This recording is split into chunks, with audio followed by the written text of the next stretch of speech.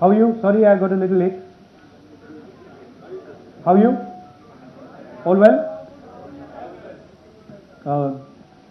Would you like to say something? No, we can start, sir. So, first of all, this is not the H bomb.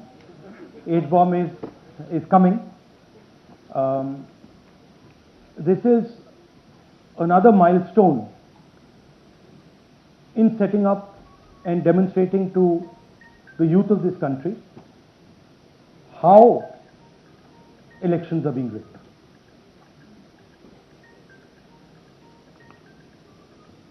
So I'm going to make a claim here, very strong claim,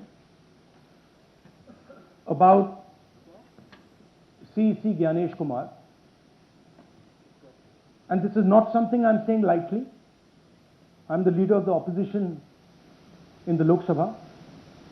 This is something I'm saying after solid proof that I'm going to show you, the youth of India, the people of India today.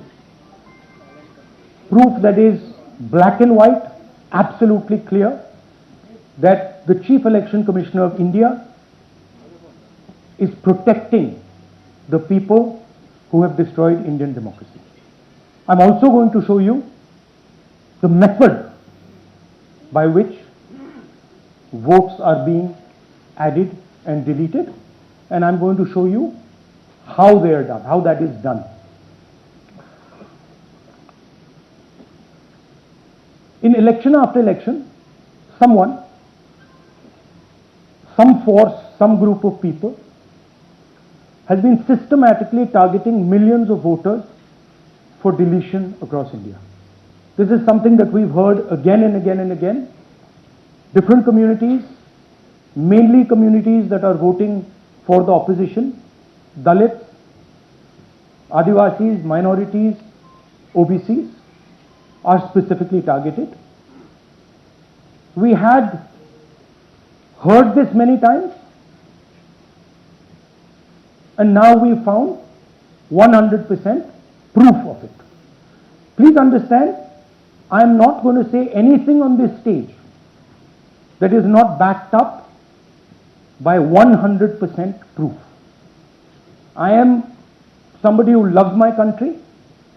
I love my constitution. I love the democratic process, and I am protecting that process.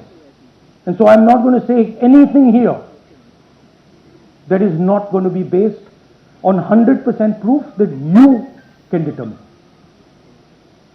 The burden of the judgment is yours. I am going to lay the proof in front of you. You will see it and say, actually, this is pretty solid proof. Aland is constituency in Karnataka. 6,018 votes. Somebody tried to delete 6,018 votes.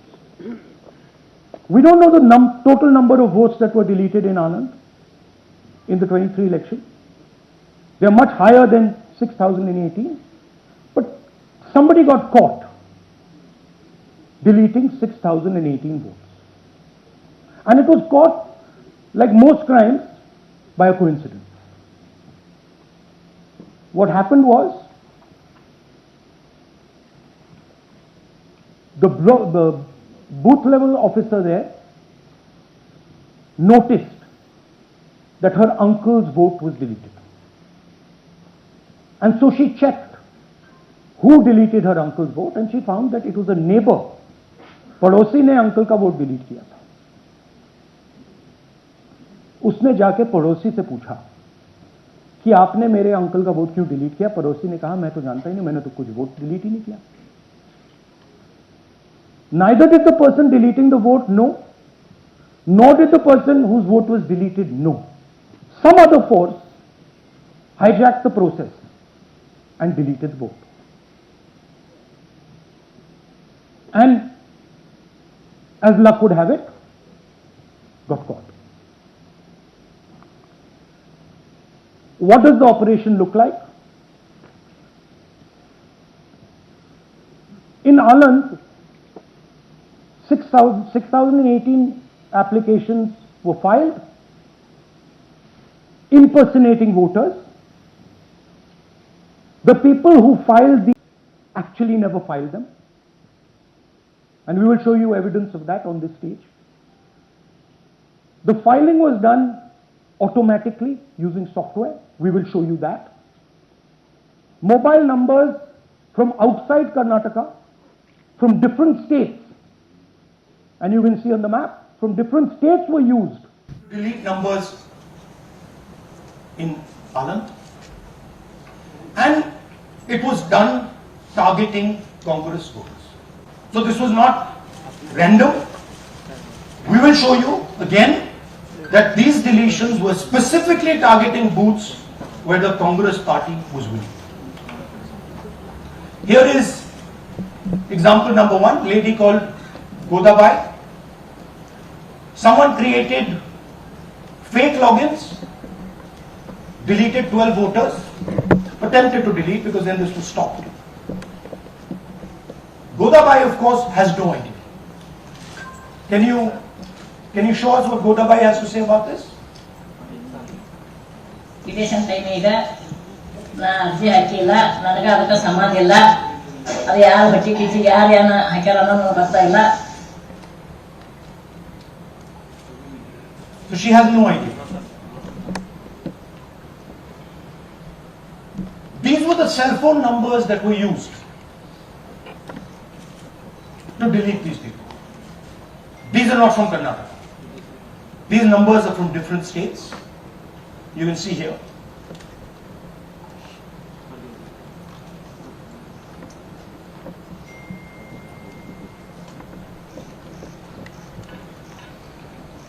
So the question is,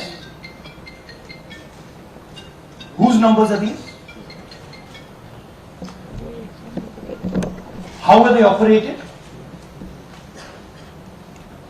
Where were they operated from? Who generated the OTPs to disturb the process? Now these are questions that arise out of this. Here's example 2. Suryakant. This gentleman apparently deleted 12 voters in 14 minutes. He filled 12 deletion forms in 14 minutes. I'd like you to meet him. He's here. That's one of the people. That's one. Namaskar bhi. Babita Chaudhary is one of the votes that he is supposed to have deleted. He is supposed to have deleted. This is the gentleman. ये इनका vote delete किया जा रहा था. ये कर रहे थे. इनसे आप पूछिए. बताइए. That's our candidate.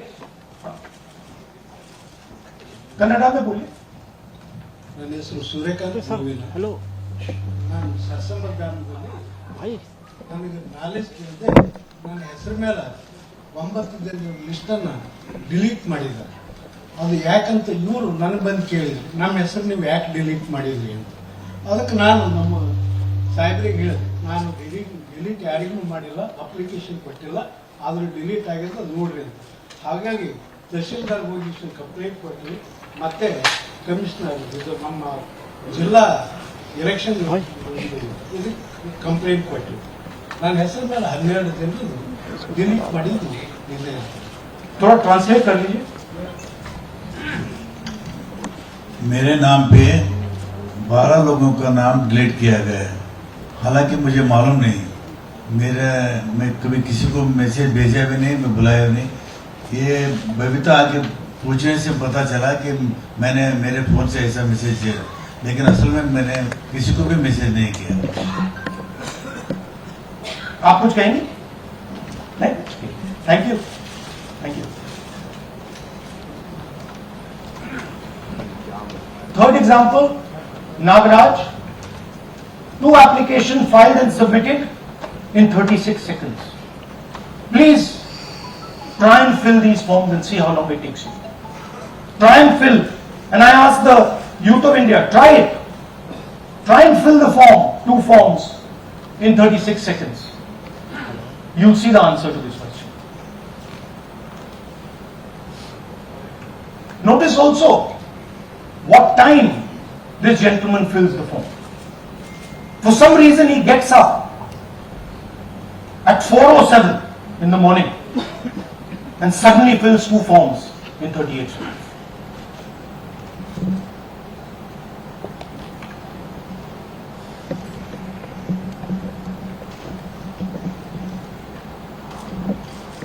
Now let's talk about how this is being done and why I'm saying and we are saying that this is being done in a centralized manner, and this is being done not using individuals but using software.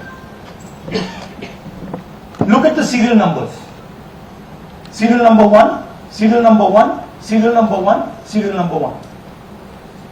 Serial number 1 means that this is the first person whose name, this is the first name in the booth. So a software is picking up the first name in the booth and using it to delete voters. So someone ran an automated program that ensured the first voter of the booth was the applicant. That same person got cell phones from outside the state, used them to file the application. And we are pretty certain that this was done in a centralized manner and it was done at scale. This was not done in a, at a worker level. This was done at a call center level. Okay? Targeted deletions in strong Congress booths. The top 10 booths with maximum deletions are Congress strong booths. Congress won 8 out of 10 booths in 2018. This was not a coincidence. This is a planned operation. Now, let's come to why I'm making such a direct accusation about this gentleman, Gyanesh Kumar. There is an ongoing investigation on this matter in Karnataka. The CID of Karnataka has sent 18 letters in 18 months. 18 letters in 18 months to the Election Commission. And they have asked the Election Commission for some very simple facts. Number 1, give us the destination IP from where these forms were filled. Number 2, give us the device destination ports from where these applications were filed. And number 3, most important, give us the OTP trails, because when you file, you have to get notified. 18 times in 18 months. The CID of Karnataka has written to the Election Commission for this, and they are not giving it. Why are they not giving it? Because this will lead us to where the operation is being done. And we are absolutely convinced where this is going to lead. I'll give you a little bit of the chronology. FIR is filed February 23. Karnataka CID writes to ECI requesting all details of these numbers and these transactions almost immediately in March. In August, EC gives a reply, doesn't fulfill any of the demands, and doesn't give us the information. Doesn't give the CID of Karnataka the information that will lead them to their destination. January 24th to ECI again and says, please send us full information. No answer. Karnataka CID by September 25, last letter went in September 25, has written 18 reminder letters. While this is going on, the CEC of Karnataka writes to the Election Commission in Delhi and says there is a matter. please provide this information. And the CEC of Karnataka multiple times asks the Election Commission. No answer. Now this is absolute solid proof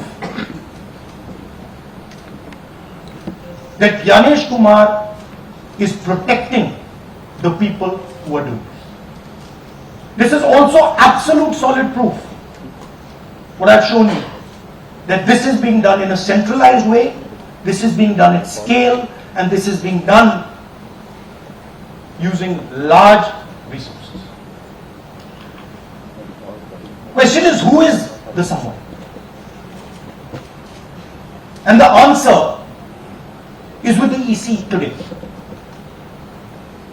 The Election Commission of India knows who is doing this. And I want every single youngster in India to know that they are attacking this. And this is your future. When they are not giving this information, they are defending the murderers of our democracy. And it is important that every youngster knows this. Your jobs, your future, your aspirations all come from this instrument. And the Chief Election Commissioner, Mr. Gyanesh Kumar, is not telling the CID of Karnataka who is doing this. This is not an isolated case. There are many such cases. Here is another one. Maharashtra, Rajura, same idea. 6,850 targeted voters added. Anand we caught deletions, Rajura we caught additions. But the basic idea is the same. Phones from outside, people who are supposed to have added voters don't know that they've added voters, people who have deleted voters don't know that they've deleted voters. You can see, you might remember that, those names there, JW, JW, JW, JW from the last presentation. Same model. So it's the same system that is doing this. It's doing it in Karnataka, it's doing it in Maharashtra, it's done it in Haryana, it's done it in UP, and we have proof of all of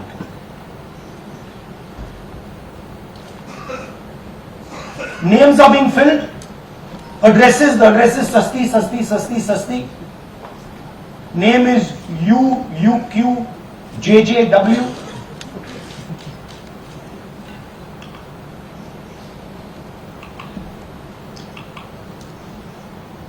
So, what are we saying here?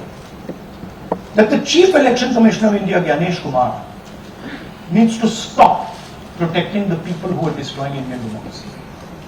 We have given you 100% bulletproof proof here.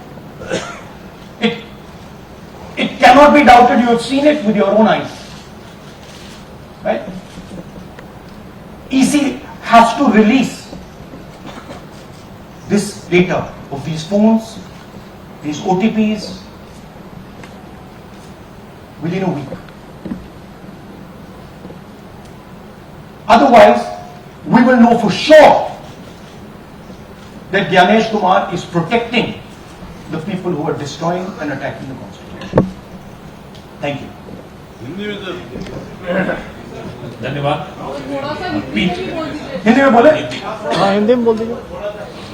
नहीं reverse कर दीजिए, पूरा हिंदी में बोल देता हूँ. देखिए, ये एच बॉम्ब तो नहीं है, एच बॉम्ब आ रहा है, हाइड्रोजन बॉम्ब आ रहा है. ये एक और उदाहरण है वोट चोरी का. पिछली बार मैंने आपको एडिशंस के बारे में बताया था, ये हम आपको डिलीशंस के बारे में दिखा रहे हैं, और सबूत के साथ हम आपको दिखाएंगे कि ये जो डिलीशंस हुए हैं ये सेंट्रलाइज तरीके से कॉल सेंटर के प्रयोग करके, सॉफ्टवेयर के प्रयोग करके किए गए हैं.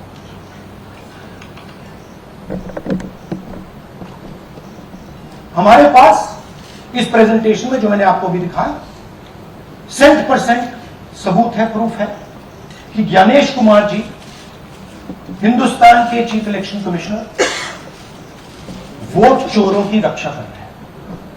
और यह मैं आपको अभी दिखाने जा रहा हूं।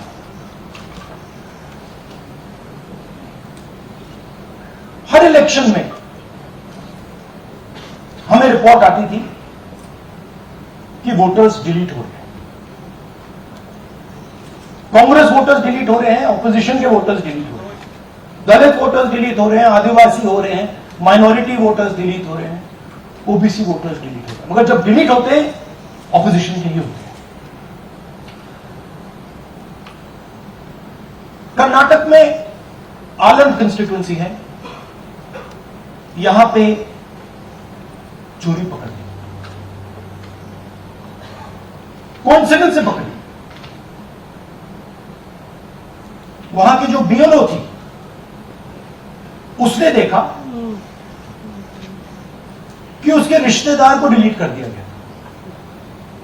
जैसे चोरी पकड़ी जाती है, कोई छोटी सी गलती हो जाती है, हटा जाती है।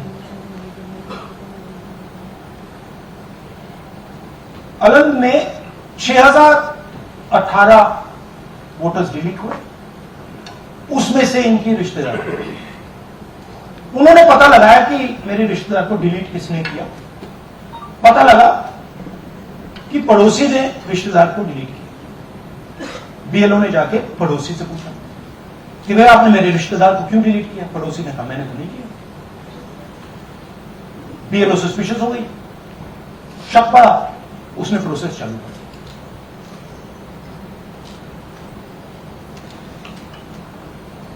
पता क्या लगा कि कोई ना कोई, किसी ने अलंग में वोटर डिलीशन सिस्टमैटिकली ऑर्गेनाइज तरीके से, सेंट्रलाइज तरीके से किया। हमें यह नहीं मालूम कि अलंग में कितने वोटर डिलीट हुए, क्योंकि इससे बहुत ज्यादा हो सकते हैं। 6000, तकरीबन 6000 पकड़े गए, उस पर इन्वेस्टिगेशन हो गया। क्या पता लगा कि फाइलिंग ऑटोमेटिकली ऑनलाइन हो रही है। मोबाइल नंबर्स कर्नाटक के नहीं यूज हो रहे, मोबाइल नंबर दूसरी स्टेट के यूज हो रहे हैं। इनफैक्ट कर्नाटक के नंबर थे ही यूज। मतलब आप दिल्ली में बैठे डिलीट कर रहे हो, आपका नंबर तमिलनाडु का है। आप गुड़गांव में डिलीट कर रहे हो, आपका नंबर झारखंड का है। और जब हम चेक कर रहे हैं कि भैया आपका नंबर है, तो आपका नंबर है ही किसी और का नंबर। और टारगेट करके कांग्रेस वोटर्स को डिलीट किया गया। ये गोदाबाई जी हैं, इनके नाम पर 12 वोटर्स डिलीट किए गए। इनको मालूम ही नहीं, इनको पता ही नहीं कि इन्होंने 12 वोटर्स डिलीट किए। दिखाइए जरा। ಇಲೆಕ್ಷನ್ ಟೈಮ್ ಈಗ ये इनका वीडियो है। ನಾ ಅರ್ಜಿ ಹಾಕಿಲ್ಲ, ನನಗ ಅದಕ್ಕೆ ಸಂಬಂಧ ಇಲ್ಲ, ಅದು ಯಾರು ಹೊಟ್ಟಿ ಕಿಚ್ಚಿಗೆ ಯಾರು ಏನ ಹಾಕ್ಯಾರ ಅನ್ನೋದು ಗೊತ್ತಾಗಿಲ್ಲ। तो इनको आइडिया नहीं है कि इन्होंने वोटर्स डिलीट कर दी।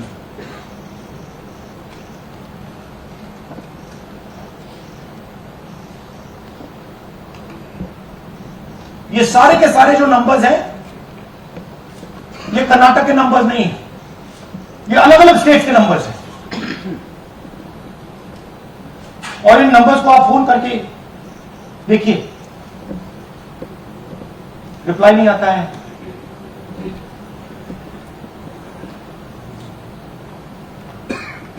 तो सवाल यह है कि किसके नंबर्स हैं, ये किसने ऑपरेट किए, जब इन्होंने ऑपरेट किए ये कहां थे,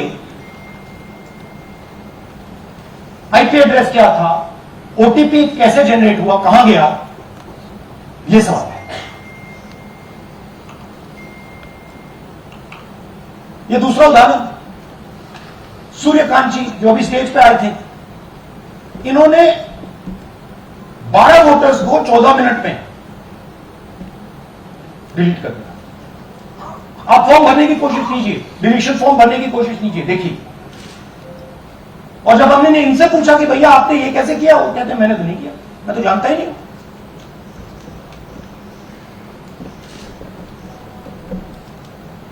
बबीता चौधरी जी का इन्होंने एक नाम डिलीट किया, यहां खड़ी है बबीता जी, यहां है सूर्यकांत जी, यहां है, आ जाइए जरा स्टेज पे, एक सेकंड आ जाइए, ये दोनों खड़े हैं यहां पे, सूर्यकांत जी, बबीता जी।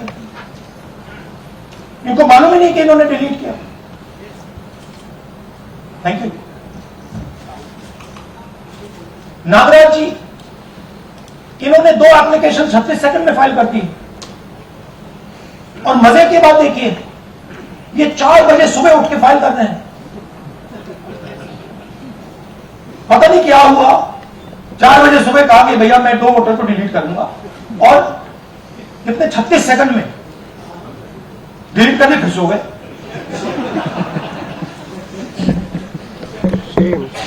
हमारी माइंड में पहले सवाल था कि क्या इलेक्शन कमीशन भी सो रहा है, मगर नहीं, सोया कोई नहीं, जगे हुए हैं, सिस्टमैटिकली मदद हो रही है।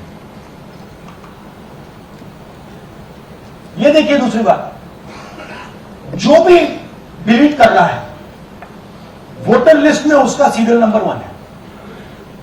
मतलब जो भी वोटर लिस्ट में पहले नंबर पे आता है वही डिलीट कर रहा है। 5वें नंबर वाला, 7वें नंबर वाला, 10वें वाला कोई नहीं कर रहा। तो हो क्या है, सॉफ्टवेयर से यह काम किया जा रहा है। सॉफ्टवेयर प्रोग्राम कह रहा है पहला नाम निकालो और इसका प्रयोग करके डिलीट करो।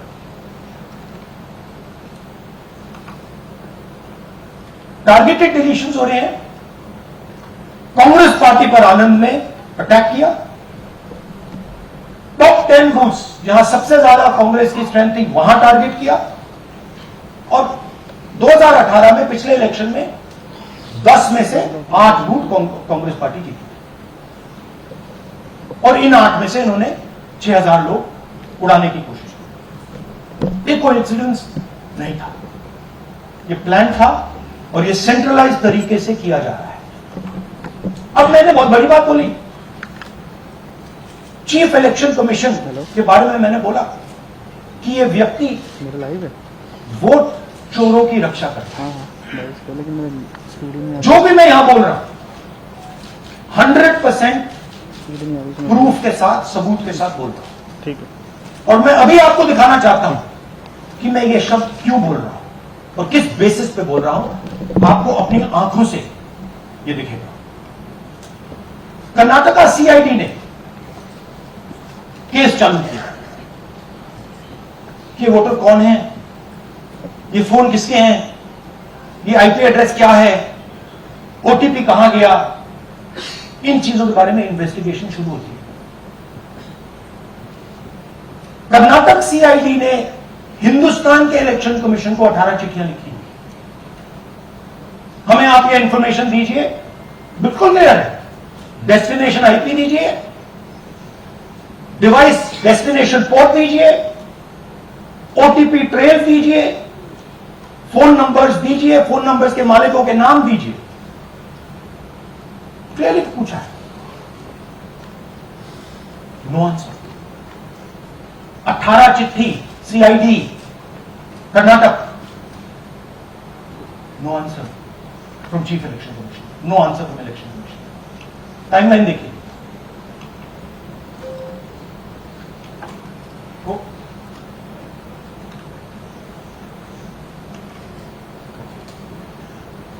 फरवरी 23 में इन्वेस्टिगेशन शुरू होती है। मार्च 23 में कर्नाटका सीआईडी चिट्ठी लिखती है ईसीआई को कि हमें सारे डिटेल्स दे दीजिए। अगस्त में इनकंप्लीट डिटेल्स दी जाती है, जिससे कोई इन्वेस्टिगेशन आगे नहीं बढ़ेगा। जिन चीजों की जरूरत थी वो नहीं दी, जिसकी जरूरत नहीं थी वो सारी दे दी। पहला सबूत। दूसरा सबूत, 18 बार रिमाइंडर लेटर गए हैं। आपको अगर सीआईडी एक बार लेटर भेज दे और आप नहीं गए, आप जानते हो क्या होगा। यहां पे इलेक्शन कमीशन को 18 बार लेटर गए हैं, कुछ नहीं हुआ है। बाद में क्या होता है? कर्नाटक ईसी इलेक्शन कमीशन को लिखता है, कहता है भैया हमें दे दीजिए, आपको इंफॉर्मेशन देना पड़ेगा। No reply. मार्च 25 में आखिरी लेटर सितंबर में गया, कुछ ही दिन पहले।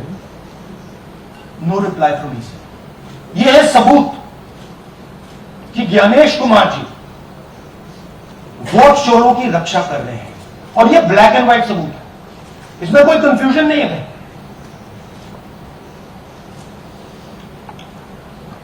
तो सवाल उठता है, ये है कौन जो सेंट्रलाइज तरीके से कॉल सेंटर के प्रयोग से, सॉफ्टवेयर से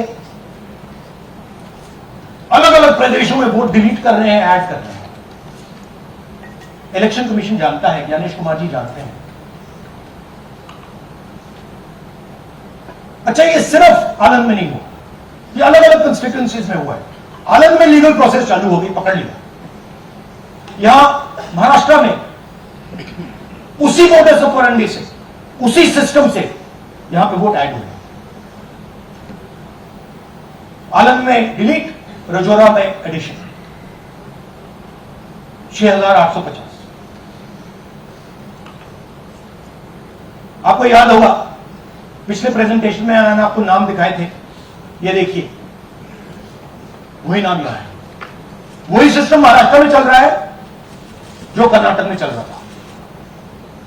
नाम वैसे ही है, JW, पता वैसा है, JW, नाम यू ऐसे किसी ने टाइप करके लगा दिया।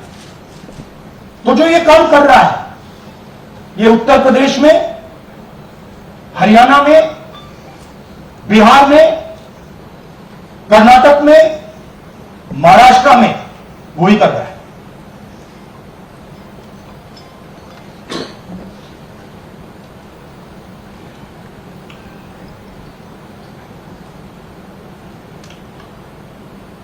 तो हमारी डिमांड है, ज्ञानेश कुमार जी, आप अपना काम कीजिए।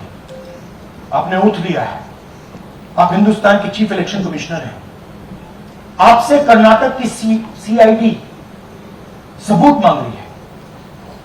आप कर्नाटक की सीआईडी को यह सबूत 1 सप्ताह के अंदर दे दीजिए, नहीं तो पूरा हिंदुस्तान के सारे युवा इस बात को एक्सेप्ट करेंगे कि आप हिंदुस्तान के कॉन्स्टिट्यूशन, हिंदुस्तान के संविधान की हत्या में शामिल हो, हिंदुस्तान के संविधान की रक्षा नहीं कर रहे हो, और वोट चोरों की आप मदद कर रहे हो।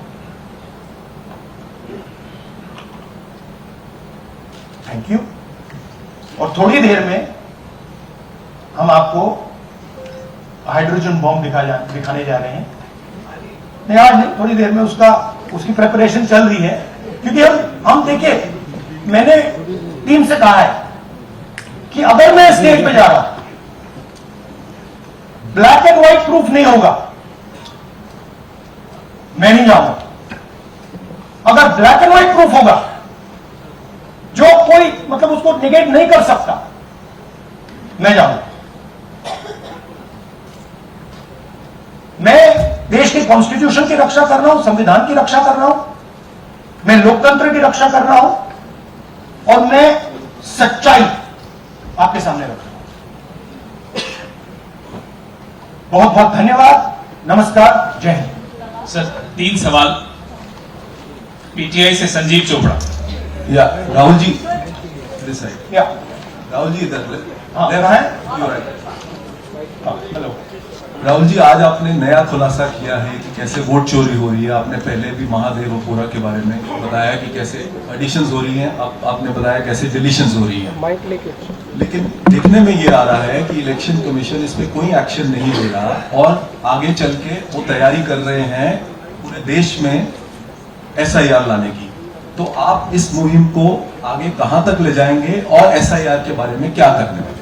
देखिए, हम आपके सामने क्रिमिनलिटी रख रहे हैं, हमारा काम आपके सामने सच्चाई रखने का है, और हम रख रहे हैं। हिंदुस्तान में दूसरे इंस्टीट्यूशन भी हैं, सिर्फ इलेक्शन कमीशन नहीं है, लीगल सिस्टम है, उनको भी इन चीजों को देखना चाहिए। यहां पे हम चीफ इलेक्शन कमिश्नर के बारे में ब्लैक एंड व्हाइट कह रहे हैं। आपने कहा कि हमने एडिशन डिलीशन दिखाया, पहले प्रेजेंटेशन में मैंने एडिशन दिखाया था, अब हमने डिलीशन दिखाया है, मगर हमने एक और चीज जोड़ दी, एडिशन और डिलीशन का सिस्टम, उसका स्ट्रक्चर, उसका तरीका। और हमने यह दिखाया है कि जो डिलीट कर रहा है, जो ऐड कर रहा है, महाराष्ट्र में, कर्नाटक में, यूपी में, वो एक ही फोर्स। हमने आपको वो एड्रेसेस दिखाए। Same system is being used in Maharashtra, is being used in Karnataka, is being used in Uttar Pradesh, is being used in Haryana. Same people are doing it. ANI से Siddharth, ANI। Sir, this side sir, sir on your left sir, on your left, this side sir, on your left. Sir, मेरा आपसे सवाल ये है कि जब आप कह रहे हैं कि ज्ञानेश कुमार जो चीफ इलेक्शन कमिश्नर है, उन्हें पता है ये कौन कर रहा है, हाँ। और ये पॉलिटिकल फायदा जरूर किसी को हो रहा है। आप कह रहे हैं कांग्रेस के ग्रुप के ऊपर ही सारे वोट्स डिलीट किए जा रहे हैं, तो वो कौन लोग आपके हिसाब से हैं जिनको ये फायदा पहुंच रहा है, पहला। और दूसरा ये, वो आपने एक हफ्ते का समय दिया है, जब आपने एक हफ्ते का समय दिया, तो क्या एक हफ्ते बाद आप इसको आगे कैसे इनिशिएट करेंगे? क्या आप लोग कोर्ट का रास्ता अपनाएंगे या और कोई हायर एजेंसी से इस बात की डिमांड करेंगे? क्योंकि ये ऑर्गेनाइज्ड तरीके से क्राइम दिखाई दे रहा है जो आप बता रहे हैं, अगर आपकी बात के ऊपर जाए। देखिए, फ्रैंकली ये जो मैं यहां कर रहा हूं, ये मेरा काम नहीं है। मेरा काम डेमोक्रेटिक सिस्टम में पार्टिसिपेट करने का है। मेरा काम डेमोक्रेटिक सिस्टम की रक्षा करने का नहीं, वो काम हिंदुस्तान के इंस्टीट्यूशंस का है। वो काम वो नहीं कर रहे हैं, इसलिए मैं कर रहा हूं। अब मैं आपको यह कह सकता हूं कि हमने आपको 2 बार सबूत दिखाया है, और जब हम ये प्रेजेंटेशंस खत्म करेंगे, इसमें लगेंगे 2-3 महीने, जब हम ये खत्म करेंगे, आपके माइंड में कोई डाउट नहीं होगा कि हिंदुस्तान में state after state, Lok Sabha after Lok Sabha चोरी हुई। तो मेरा काम सच्चाई दिखाने का है। मैं हिंदुस्तान की जनता को, हिंदुस्तान के युवाओं को सच्चाई दिखा सकता हूं। यह मेरा काम है। उनकी जो इंटरेस्ट है, क्योंकि ये जो कॉन्स्टिट्यूशन है, ये हिंदुस्तान की जनता का रखवाला है, प्रोटेक्टर है, और मैं इसकी प्रोटेक्शन कर रहा हूं। इसकी प्रोटेक्शन करने का काम हिंदुस्तान के इंस्टीट्यूशंस का है, हिंदुस्तान के ऑपोजिशन लीडर का नहीं है, मगर इंस्टीट्यूशंस नहीं कर रहे हैं। अच्छा, एक इंटरेस्टिंग बात आई है जो मैं आपको बताना चाहता हूं कि इलेक्शन कमीशन के अंदर से हमें मदद मिलनी शुरू हो गई।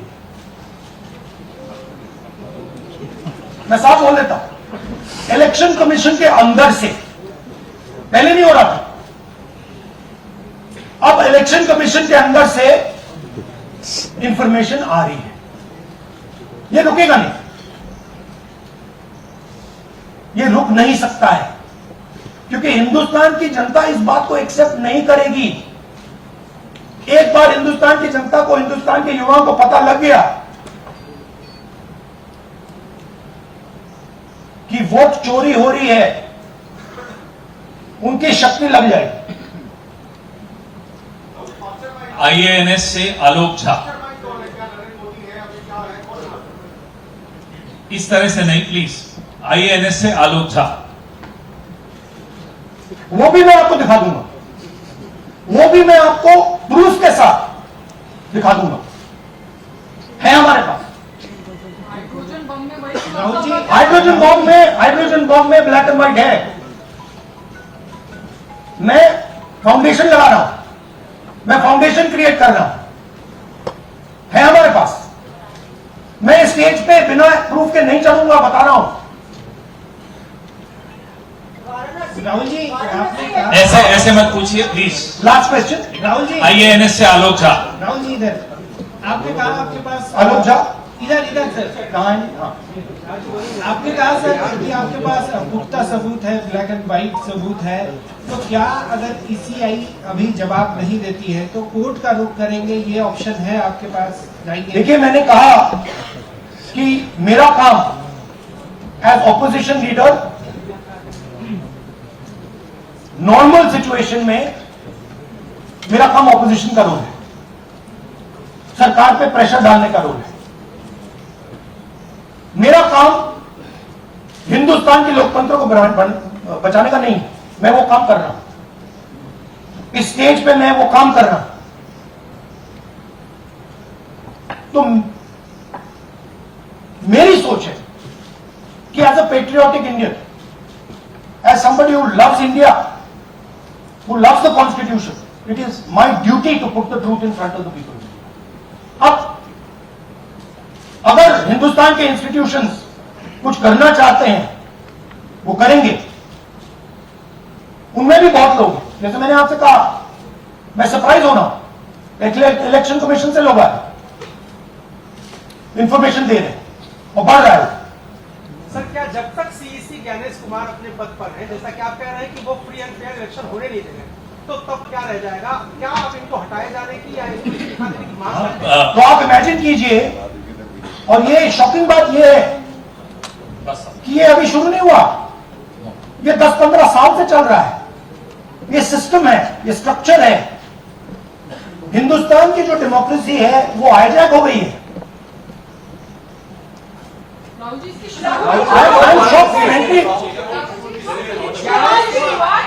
Democracy, brothers and sisters, democracy can only be saved by the people of India. Nobody else can save democracy. Rahul Gandhi can come here and say something and say this is the truth. But the people of India, who I believe in, who I love, can do it. The day the people of India realize that आपका जो लोकतंत्र है, आपका जो संविधान है, वो आपसे चोरी हो गया है, उस दिन काम हो जाएगा।